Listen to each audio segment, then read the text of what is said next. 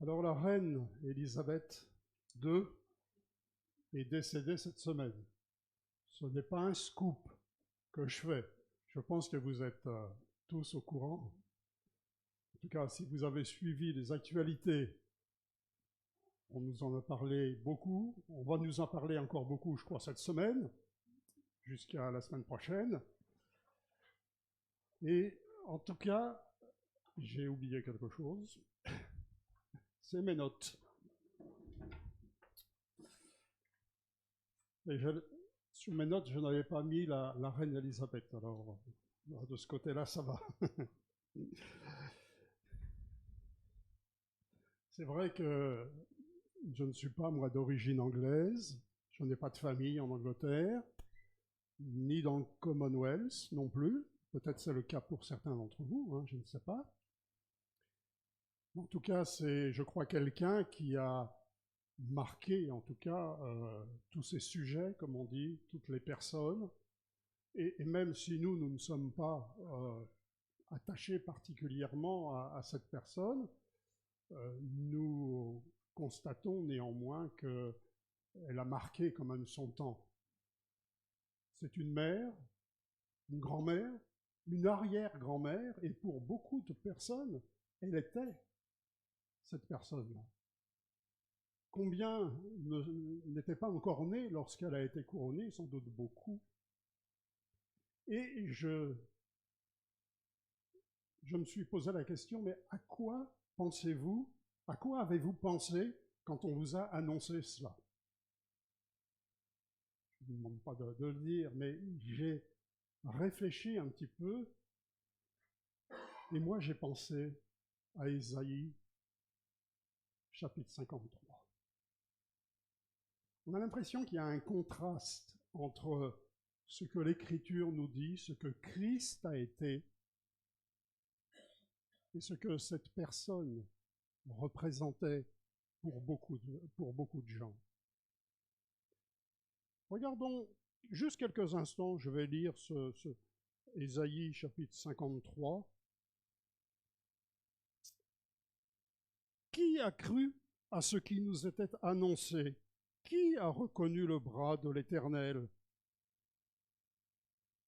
Il s'est élevé devant lui comme une faible plante, comme un rejeton qui sort d'une terre desséchée. Il n'avait ni beauté, ni éclat pour attirer nos regards, et son aspect n'avait rien pour nous plaire. C'est comme ça que le Seigneur t'est présenté. Vous savez qu'il avait une couronne, Christ, une couronne d'épines. Ce n'était pas une couronne de reine ou de roi. Et pourtant, il était, l'Écriture nous dit, le roi des rois, le Seigneur des seigneurs. Alors moi, c'est à ça que j'ai pensé quand on a annoncé. Sans doute que cette personne était une bonne personne, hein, je ne remets pas en cause cela. J'ai vu quelques reportages, soit à la télévision, qui parlaient de sa famille, de ce qu'elle était, même de sa foi. Et quelle différence avec Christ. Quand Christ était sur la croix, il a pensé à moi. Il a pensé à mon iniquité, à mes transgressions, à mon péché. Et il est allé jusqu'à la croix. Il a même dit, Père, mon Dieu, pourquoi m'as-tu abandonné? Ça, c'est quand il a pris mon péché. Ah, il y a une différence, bien sûr, avec ce qu'on nous a dit depuis quelques jours. Enfin, passons. Il y a quelques semaines, cela, exactement au mois de juin, on parlait de 2 Samuel chapitre 11. Je ne sais pas si ceux qui étaient là se souviennent, les autres peut-être ne se souviennent pas, mais 2 Samuel au chapitre 11 nous parle du péché, de l'iniquité que David, le roi David, entre parenthèses, qui a exercé pendant 40 ans. On est loin des 70 ans, n'est-ce pas? Mais David a commis un péché qui était au-delà de tout. Et je vous avais dit à l'époque, au mois de juin, que on verrait ensuite 2 Samuel chapitre 12, qui est donc la suite, et on verrait aussi le psaume 51, où David parle de sa repentance auprès du Père. Et puis, j'ai lu, j'ai relu, j'ai re-relu plusieurs fois tous ces passages durant les semaines qui ont passé. Et je me suis dit, non, il vaut mieux faire le chapitre 12 de 2 Samuel, qui est donc la suite du 11, et puis on verra le 51 après, parce que le temps va nous manquer. La Bible, la parole de Dieu est tellement riche qu'on n'a pas le droit de passer à côté. Et c'est pour cette raison que on va lire ce passage. Alors on va prendre le temps de le lire. Alors 2 Samuel chapitre 11, rappelez-vous, le péché de David, il était allé vers Bathsheba, une femme qu'il avait vue, et malheureusement, cette personne est tombée enceinte.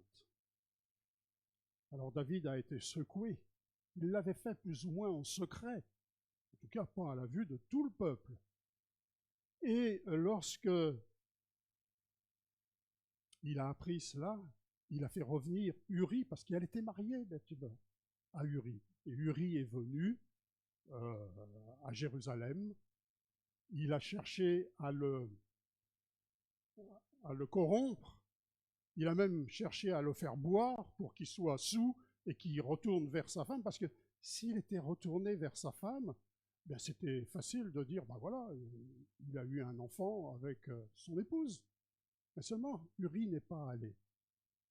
Et c'est allé encore plus loin, puisque David a donné l'ordre que Uri soit devant le combat, sur les premières troupes devant, mais surtout que Uri meure afin que son épouse soit libre et que surtout lui aussi soit libre. Et c'est ce qui est arrivé. Uri donc est décédé. Alors là, il y a eu une parole terrible que le Seigneur nous donne dans 2 Samuel au chapitre 11. C'est le dernier verset. Ce que David avait fait déplut à l'Éternel. Et rappelez-vous, j'avais dit, en tout cas pour ceux qui étaient là, vous vous en souvenez, que le péché, même le péché mignon, vous savez, celui qui n'est pas très grave en fin de compte, eh bien, le Seigneur n'aime pas ce péché-là. Il ne nous dit pas, oh, c'est pas grave, le temps va faire son effet, ne t'en fais pas. Jamais vous trouverez ça dans l'Écriture. Le Seigneur a horreur du péché. Dans l'Évangile, il nous est dit, pas dans l'Évangile, plutôt il s'est rappelé aussi dans l'Évangile, dans le Nouveau Testament, soyez saints car je suis saint. Voilà ce que le Seigneur attend de nous. Quand j'étais petit, on nous disait il y a des petits péchés qui mènent à la mort, il y a des petits péchés qui vous emmènent au purgatoire, il y a des petits péchés qui ceci, des petits péchés qui cela. Ça, c'est pas biblique, ça. Hein. On ne trouve pas ça dans l'Écriture. Tous ont péché et sont privés de la gloire de Dieu. Je n'ai pas dit grand, petit, moyen. Alors, regardons la suite. Dans 2 Samuel, chapitre 12, je vais le lire parce que il faut qu'on s'imbibe un petit peu de l'histoire qui est contée ici. Ça va jusqu'au verset 25. Verset 1er. L'Éternel envoya Nathan vers David. Et David vint à lui et lui dit, il y avait dans une ville 2 hommes, l'un riche et l'autre pauvre. Le riche avait des brebis et des bœufs en très grand nombre. Le pauvre n'avait rien du tout qu'une petite brebis qu'il avait achetée. Il la nourrissait et elle grandissait chez lui avec ses enfants. Elle mangeait de son pain, buvait de sa coupe, dormait sur son sein. Il la regardait comme sa fille. Un voyageur arriva chez l'homme riche, et le riche n'a pas voulu toucher à ses brebis et à ses bœufs pour préparer un repas aux voyageurs qui étaient venus chez lui. Il a pris la brebis du pauvre et l'a apprêtée pour l'homme qui était venu chez lui. La colère de David s'enflamma violemment contre cet homme, et il dit à Nathan, « L'Éternel est vivant, l'homme qui a fait cela mérite la mort. Et il rendra 4 brebis pour avoir commis cette action et pour avoir été sans pitié. » Et Nathan dit à David, « Tu es cet homme-là. Ainsi parle l'Éternel, le Dieu d'Israël. Je t'ai oint pour roi sur Israël, et je t'ai délivré de la main de Saül. Je t'ai mis en possession de la maison de ton maître. J'ai placé dans ton sein les femmes de ton maître, et je t'ai donné la maison d'Israël et de Juda. Et si cela n'eût été peu, j'y aurais encore ajouté. Pourquoi donc as-tu méprisé la parole de l'Éternel en faisant ce qui est mal à ses yeux? Tu as frappé de l'épée Uri, le Hétien. Tu as pris sa femme pour en faire ta femme, et tu l'as tuée par l'épée des fils d'Ammon. Maintenant, l'épée ne s'éloignera jamais de ta maison, parce que tu m'as méprisé et parce que tu as pris la femme d'Uri, le Hétien, pour en faire ta femme. Ainsi parle l'Éternel. Voici, je vais faire sortir de ta maison le malheur contre toi, et je vais prendre sous tes yeux tes propres femmes pour les donner à un autre qui couchera avec elles à la vue de ce soleil. Car tu as agi en secret, et moi, je ferai cela en présence de tout Israël et de la face du soleil. David dit à Nathan, j'ai péché contre l'Éternel. Et Nathan dit à David, l'Éternel pardonne ton péché, tu ne mourras point. Mais parce que tu as fait blasphémer les ennemis de l'Éternel, en commettant cette action, le fils qui t'est né mourra. Et Nathan s'en alla dans sa maison. L'Éternel frappa l'enfant que la femme d'Uri avait enfanté à David, et il fut dangereusement malade. David pria Dieu pour l'enfant et jeûna. Et quand il rentra, il passa la nuit couché par terre. Les anciens de sa maison insistèrent auprès de lui pour le faire lever de terre, mais il ne voulut point, et il ne mangea rien avec eux. Le 7e jour, l'enfant mourut. Les serviteurs de David craignaient de lui annoncer que l'enfant était mort, car ils disaient, « Voici, lorsque l'enfant vivait encore, nous lui avons parlé, il ne nous a pas écoutés. Comment oserons-nous lui dire, l'enfant est mort? Il s'affligera bien davantage. » David aperçut que ses serviteurs parlaient tout bas entre eux, et il comprit que l'enfant était mort. Il dit à ses serviteurs, « L'enfant est-il mort ?» Ils répondirent, « Il est mort. » Alors David se leva de terre, il se lava, soignit et changea de vêtements.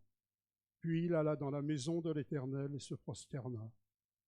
De retour chez lui, il demanda qu'on lui servît à manger, et il mangea. Ses serviteurs lui dirent, « Que signifie ce que tu fais? Tandis que l'enfant vivait, tu jeûnais et tu pleurais, et maintenant que l'enfant est mort, tu te lèves et tu manges? » Il répondit, « Lorsque l'enfant vivait encore, je jeûnais et je pleurais, car je disais, qui sait si l'Éternel n'aura pas pitié de moi et si l'enfant ne vivra pas? Maintenant qu'il est mort, pourquoi jeûnerai-je? Puis-je le faire revenir? J'irai vers lui et il ne reviendra pas vers moi. » David consola Bathsheba, sa femme. Il alla auprès d'elle, il coucha avec elle. Elle enfanta un fils qu'il appela Salomon, et qui fut aimé de l'Éternel. Il le remit entre les mains de Nathan le prophète, et Nathan lui donna le nom de Jédidja à cause de l'Éternel. Quelle histoire! Quelle histoire! Vous voyez, on peut associer le chapitre 11 avec le chapitre 12. Enfin, c'est plus ou moins ces versets-là. Et aussi, donc, bien sûr, avec le psaume 51. Alors, on le verra à la fois prochaine. Bon, il faudra revenir. C'est comme ça qu'on dit. Combien de temps s'est passé entre le chapitre 11 et le chapitre 12? Sur ce que nous savons, il s'est passé on va dire une petite année, pas tout à fait, un petit peu moins. Il s'est passé plusieurs mois. Et je pense que David, en tout cas, devait se dire, le temps fera son œuvre. Le temps fera son effet. Bien sûr, vous voyez bien que l'enfant était un enfant qui avait été conçu un petit peu d'une manière un petit peu difficile pour lui, mais il espérait en tout cas que le temps allait faire son œuvre. C'est parfois. Nous avons aussi la même pensée. Seigneur, pardonne tous mes péchés. Chut, ça y est, j'ai déjà tout dit au Seigneur. Alors il y a des péchés, des iniquités que l'on oublie. Ils ne sont même plus dans notre esprit. Je me suis mis en colère il y a 30 ans ou 40 ans, je ne m'en souviens même plus. C'était avec qui déjà? Je ne me souviens pas. Et même si on n'a pas demandé pardon au Seigneur, à ce moment-là, parce qu'on n'était pas chrétien par exemple, on ne s'en souvient plus. Et puis, il y a d'autres péchés petits, mignons, hein, que l'on se souvient, même s'ils se sont passés il y a très longtemps. Pour quelle raison? On ne sait pas. Vous savez, j'ai souvent, je vous ai déjà, j'ai déjà dit ici, l'histoire du tableau blanc. Si on écrit sur un tableau, maintenant les tableaux qu'on avait à l'école, c'était des tableaux noirs, maintenant ce sont peut-être des tableaux blancs. On reprend l'histoire, le tableau blanc. J'écris tous les péchés que j'ai commis. Il y en a beaucoup. Le Seigneur prend l'éponge et il efface notre péché, parce que l'Écriture nous dit, si nous confessons notre péché, il est fidèle et juste pour nous les pardonner. Le Seigneur efface. Et l'adversaire qui est rusé vient nous rappeler tel péché, telle iniquité, telle transgression. Mais si le Seigneur a effacé, il n'existe plus. Le tableau est redevenu blanc, comme on a chanté la semaine dernière, je crois. Blanc, plus blanc que neige. Le tableau est redevenu blanc parce que le Seigneur nous a purifiés totalement. Il nous a rendus blancs, plus blancs que la neige. Parce que le Christ a été fidèle sur la croix. À la dernière seconde, à la dernière limite, il a dit, je remets tout entre tes mains. La justice du Seigneur a été accomplie par Christ. D'ailleurs, dans l'Écriture, on voit souvent que Christ est celui qui ôte le péché. D'ailleurs, c'est Jean-Baptiste qui l'a dit. On voit aussi dans 1 Jean plus exactement, j'ai noté au chapitre 3, Christ est celui qui ôte, qui efface, qui enlève le péché, si nous confessons notre péché. Et si nous ne le confessons pas, il ne peut pas l'ôter. Et je crois que, d'ailleurs on le reverra sans doute dans Psaume 51, on ne peut pas tout dire aujourd'hui. Et pourtant j'ai envie de le dire. Mais l'Éternel a pardonné. L'Éternel a pardonné David. Vous savez que il y a parfois des conséquences physiques au péché. Ça existe.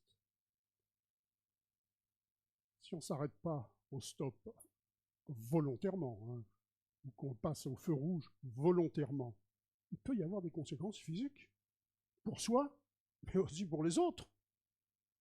N'est-ce pas? Il peut y avoir des conséquences psychologiques. On a dit que les gens qui sont dans les asiles, on va dire, psychiatriques,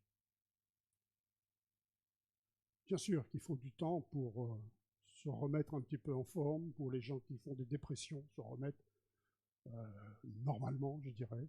Il faut du temps. Et on voit dans l'Écriture d'ailleurs que le Seigneur a pris du temps.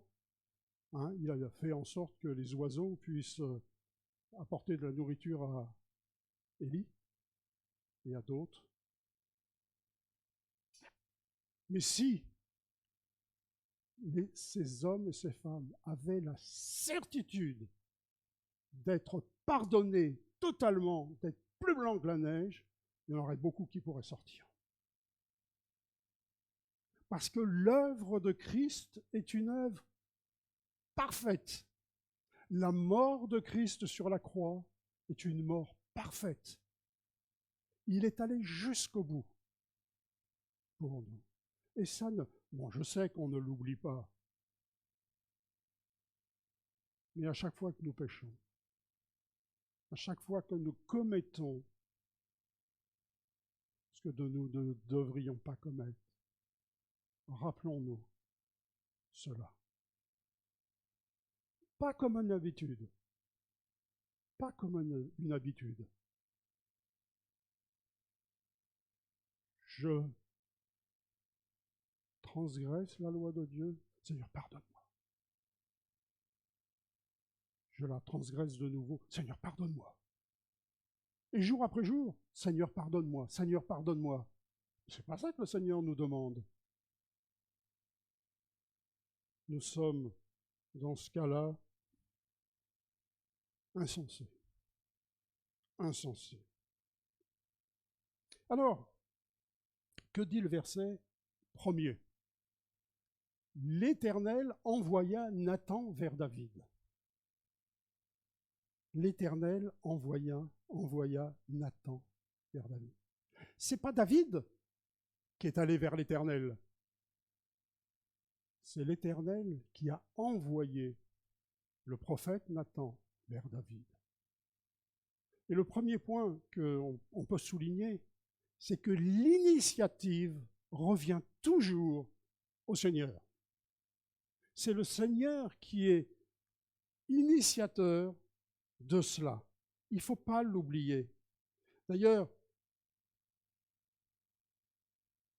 c'est le Seigneur, c'est l'Éternel qui a pris l'initiative de venir et d'envoyer son Fils. Je lisais dans l'évangile de Jean, on retrouve, je crois, j'ai noté une trentaine de fois. Une trentaine de fois. Bon, je n'ai pas noté tous les versets, hein, vous m'excuserez, mais une trentaine de fois où Jésus dit « Le Père m'a envoyé ». Le Père m'a envoyé. Il le dit, je crois, dans le premier chapitre jusqu'à la fin, une trentaine de fois. Le Père m'a envoyé. Il n'est pas venu en vacances, le Seigneur. Il est venu donner sa vie pour nous, en accord avec le Père, parce que c'est le Père qui l'a envoyé. Et n'oublions jamais cela, c'est que le Seigneur prend l'initiative. C'est l'Éternel envoya Nathan vers David. Et alors il nous a dit bien sûr que Nathan est allé vers David, il lui a raconté, hein, on peut dire, hein, une histoire, l'histoire de ce pauvre et qui avait une brebis, de ce riche qui en avait plusieurs, et qui est d'un voyageur qui vient, et la personne riche a préféré prendre la brebis de celui qui était pauvre. Il nous est dit au verset 5 que la colère de David s'enflamma violemment contre cet homme. Et alors là, autant il y a eu un verset terrible dans le 2 Samuel chapitre 11, le dernier verset, que je vous ai cité tout à l'heure, il y a dans ce passage-là un verset terrible de la part du Seigneur. Il dit au verset 7 à David, « Tuez cet homme-là, tuez cet homme-là. » Et frères et sœurs, quelle que soit notre iniquité, qu'elle soit à nos yeux grandes, petites, non seulement nous ne plaisons pas au Seigneur, mais nous sommes cette personne-là. J'ai noté par un moment que, peut-être c'est une question à laquelle vous pensez, Jésus l'a redit plusieurs fois, dans Matthieu, dans Luc, il parle de paille et de poutre. On a une tendance à voir un petit peu la paille qui est chez ses frères, chez cette sœur, et on ne voit pas la poutre qui est en nous.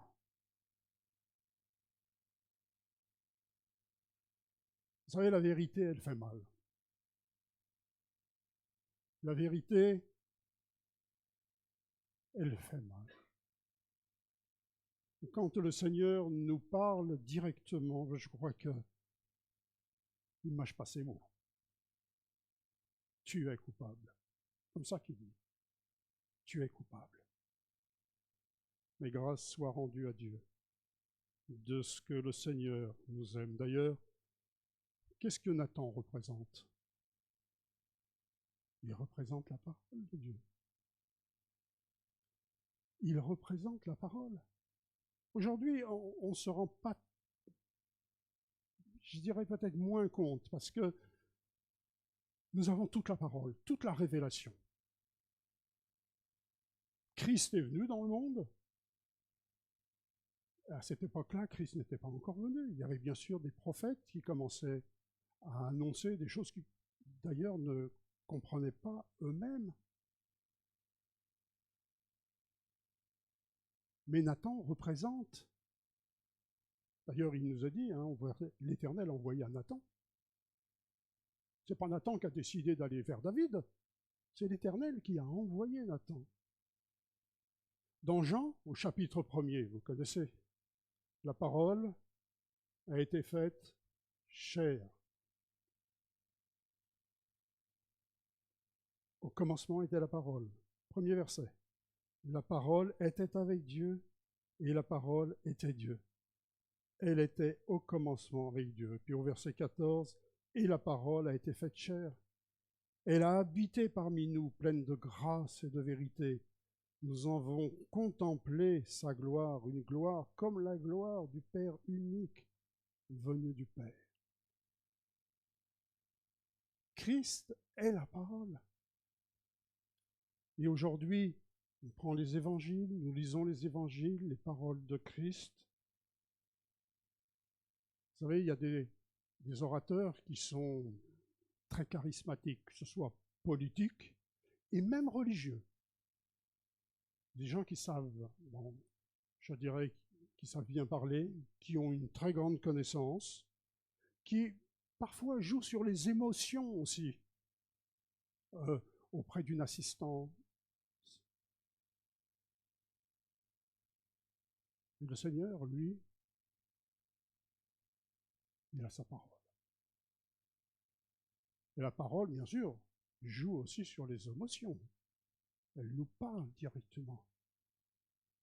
Et comme je disais tout à l'heure, parfois elle nous fait mal. Parce que la parole, c'est la vérité. La parole est la vérité. Vous connaissez Psaume 119, verset 105. Ta parole est la vérité. ta parole est la vérité. Dans 2 Timothée au chapitre 3, verset 16, il n'y a pas que dans Jean 3,16, il y a 2 Timothée 3,16 à connaître. Il nous est dit que toute écriture est utile pour notre enseignement. Et je pense que l'histoire de David, elle est utile pour nous. Elle est utile pour nous. Alors, l'Éternel est initiateur. Il se sert de la parole. Et quand on lit cette histoire, il y a des conséquences. Il y a des conséquences au péché. J'ai noté dans verset 11, verset 12. Verset 11. Ainsi parle l'Éternel. Voici, c'est l'Éternel qui parle, hein. Voici, je vais faire sortir de ta maison le malheur contre toi, et je vais prendre sous tes yeux tes propres femmes pour les donner à un autre qui couchera avec elles à la vue de ce soleil. C'est ce qui s'est passé, hein. Vous lisez dans chapitre 16, où le fils de David, Absalom, est venu et il a couché avec les femmes, les concubines de David. Tout Israël l'a vu.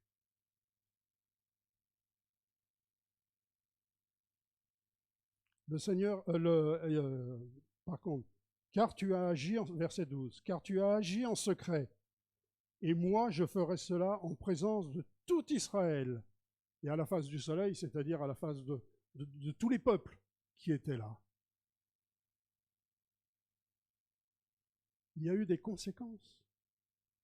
Et puis, bien sûr, une autre conséquence aussi, le fils qui t'est né mourra.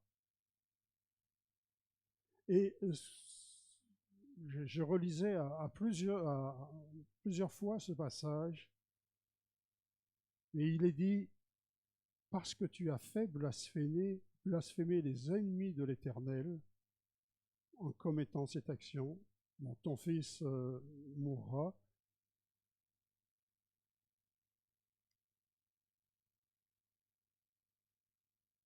Nathan dit à David, l'Éternel pardonne ton péché. Tu ne mourras pas, il parle à David, mais parce que tu as fait blasphémer les ennemis de l'Éternel en commettant cette action, le fils qui t'est né mourra. C'est l'Éternel qui parle. C'est l'Éternel qui parle par la voix du prophète Nathan. Il y a des conséquences. Il peut y avoir des conséquences parce qu'on a fait une bêtise, mais là, il y a des conséquences parce que l'Éternel a agi. C'est l'Éternel qui se manifeste, qui manifeste sa force là.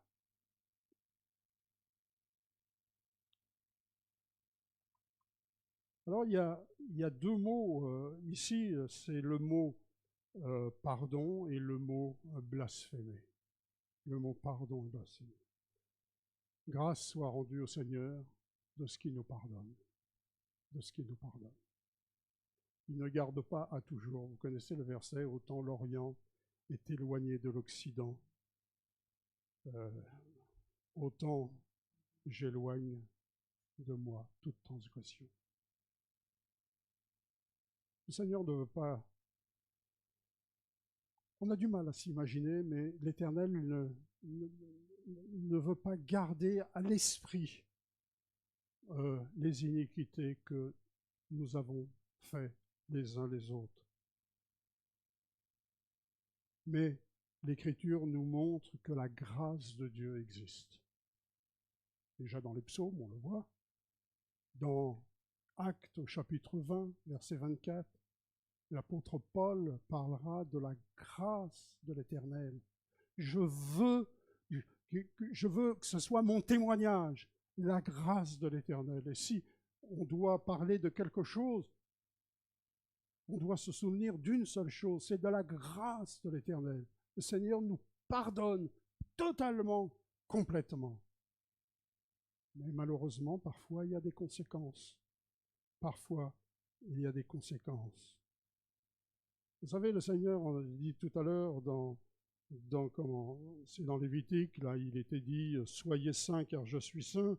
Et puis, dans 1 Pierre, je l'ai noté quelque part, dans 1 Pierre au chapitre 1er, verset 15, on peut le lire. « Mais puisque celui qui vous a appelé est saint, vous aussi, soyez saints dans toute votre conduite, car il est écrit, vous serez saints, car je suis saint. » Il n'y a pas... Des fois je me dis, il n'y a pas à discuter. Il n'y a pas à discuter sur cela. La sainteté de Dieu, elle existe. Et parce qu'elle existe, nous sommes nous aussi ses enfants. Il nous a complètement pardonné. Alors, soyez saints, comme cela. On le voit dans beaucoup de versets dans l'Écriture. Et puis, il y a un 4e point. Je ne peux pas ne pas en parler. Peut-être que vous l'avez noté aussi. Vous vous attendez en tout cas à ce que j'en parle. Parce qu'il fait partie de ce passage. Donc on est obligé en fin de compte d'en parler. Il est dit au verset 23, à la fin du verset 23, quand David sait que son enfant donc est décédé, il dirait « J'irai vers lui et il ne reviendra pas vers moi ». Alors ça, c'est un verset, on ne le trouve pas souvent dans l'Écriture, on le trouve à cet endroit-là. C'est un verset qui nous fait poser beaucoup de questions.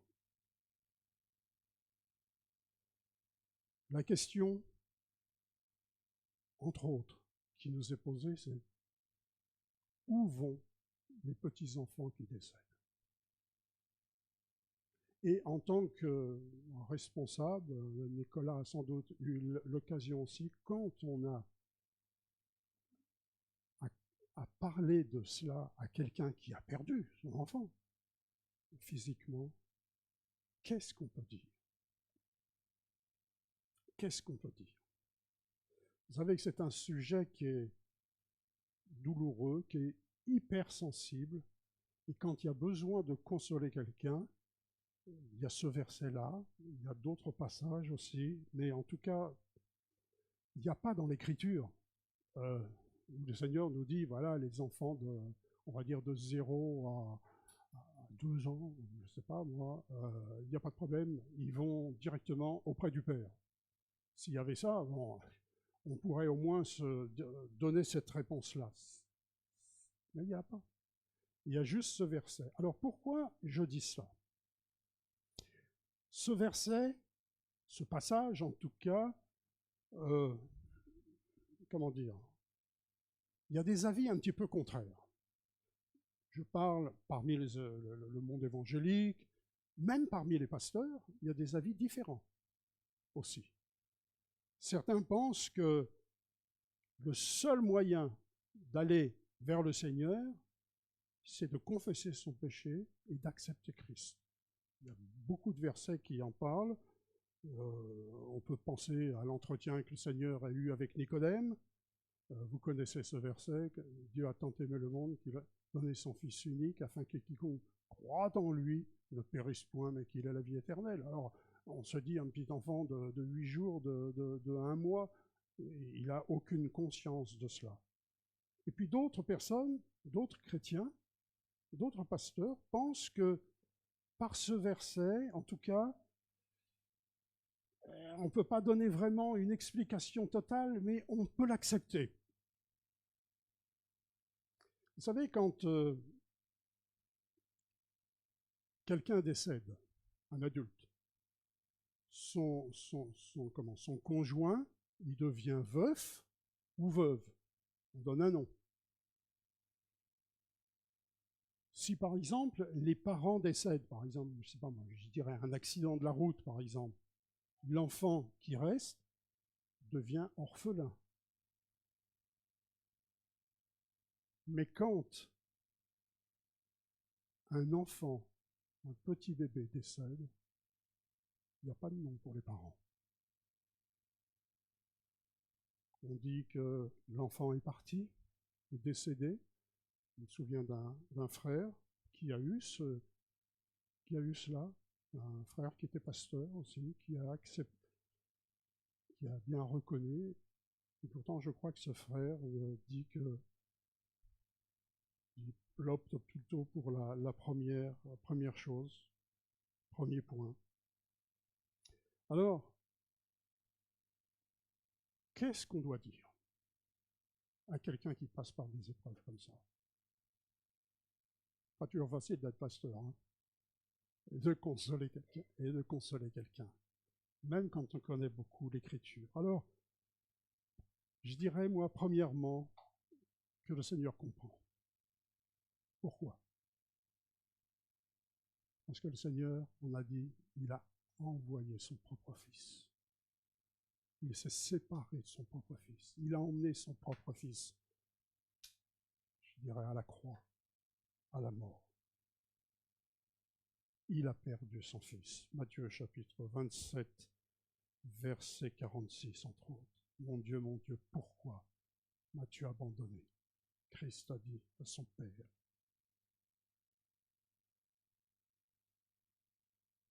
Ensuite, je dirais qu'il y a la réponse de David. Vous savez, David, dans ce passage, et on le ressent en fin de compte, c'est quelqu'un qui a de l'espérance, quelqu'un qui a de l'espoir. Il n'est pas le seul dans l'Écriture.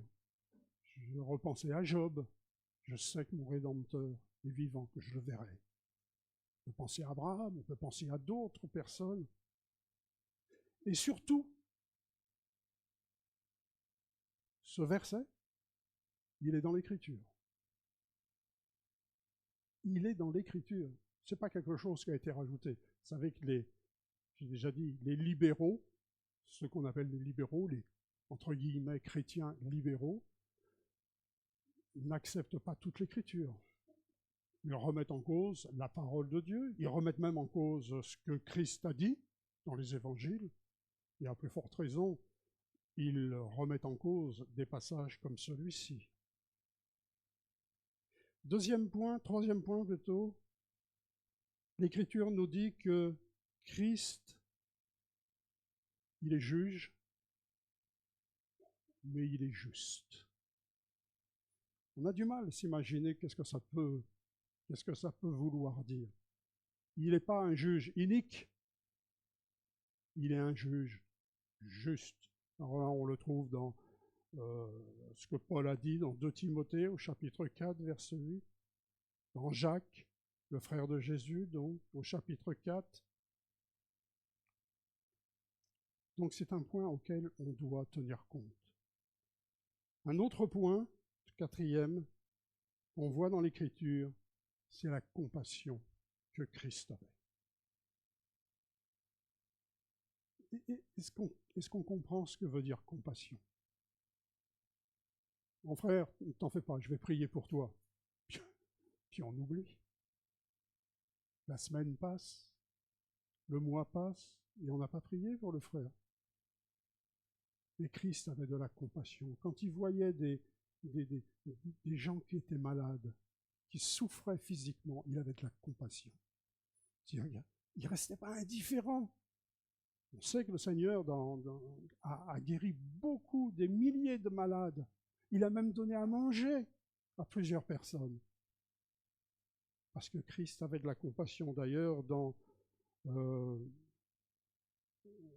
Romains chapitre 12, il nous est parlé des compassions de Dieu.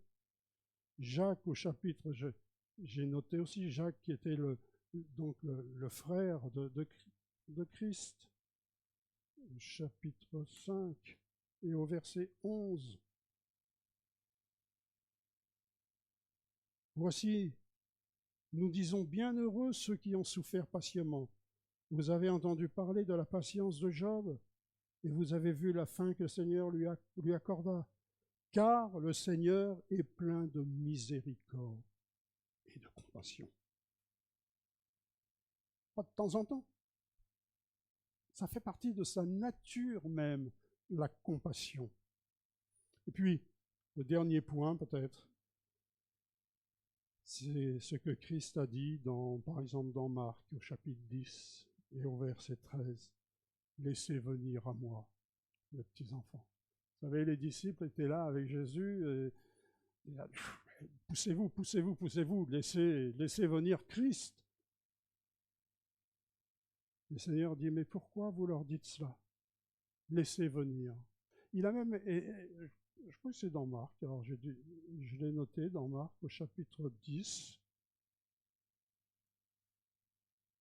Ah voilà, c'est ici, ça va plus vite. Hein.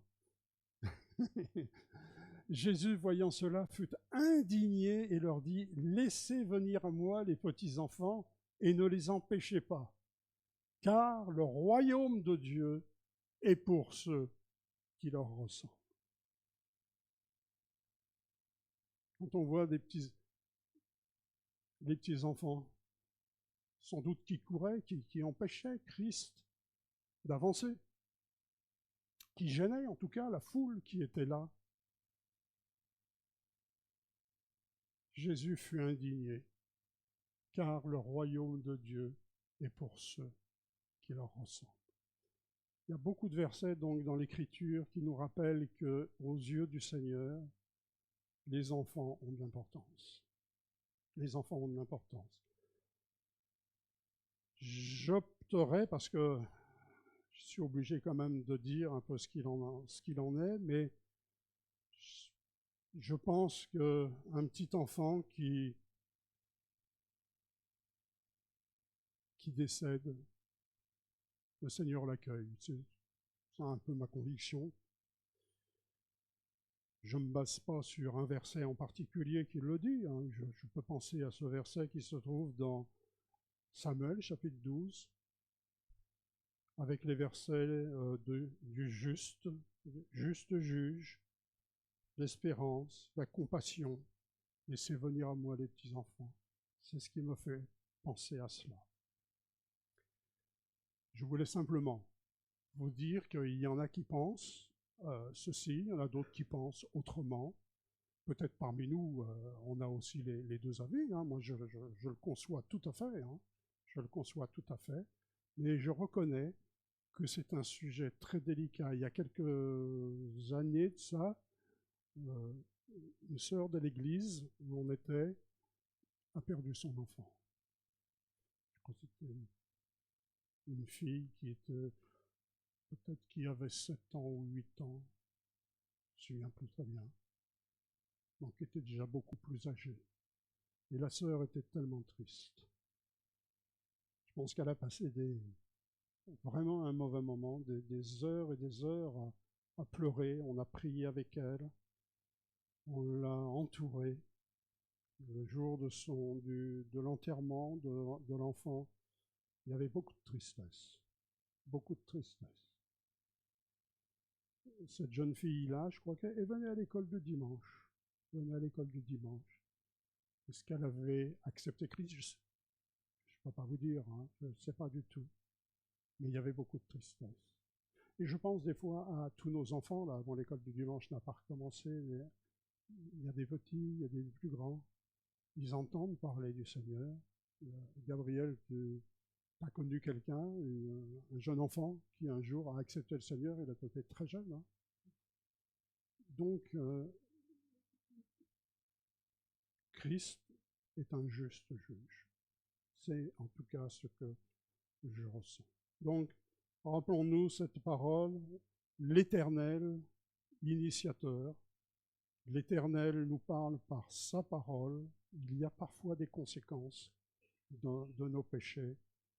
Et puis, il y a ce verset qui est là un petit peu pour nous dire, en tout cas pour nous faire réfléchir. Et si un jour, quelqu'un d'entre vous, vous êtes confronté à cela, hein, auprès d'un membre de la famille ou un ami, un voisin, peut-être vous serez à même de vous poser la question à ce moment-là, mais n'oubliez pas cela. Amen. Nicolas, je vais te laisser la place.